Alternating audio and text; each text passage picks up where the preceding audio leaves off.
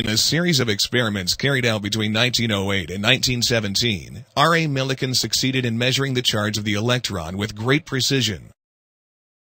In his experiment, a fine mist of oil was sprayed into the upper chamber with an atomizer. Some of the tiny oil droplets fell through the hole in the upper floor, and Millikan was able to determine the mass of an oil drop from its terminal velocity. Next, Millikan used an X-ray source to ionize gas molecules in the chamber. Electrons from this ionization process adhered to the oil droplets. The oil droplets now carry a negative charge. The negatively charged oil droplets can be halted by adjusting the voltage across the two plates. As the voltage across the plates is increased, the velocity of the oil drops slows. As the voltage is increased further, some drops will begin to move upward toward the positive plate.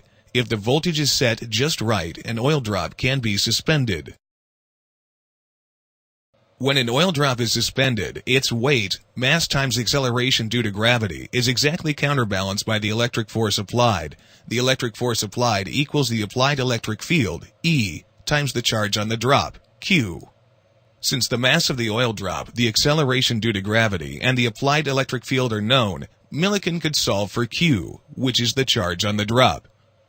Millikan found that droplets had different charges, but each was a whole number multiple of a smaller charge, equal to negative 1.60 times 10 to the negative 19th coulombs. Millikan concluded that this was the fundamental unit of charge, the charge of an electron.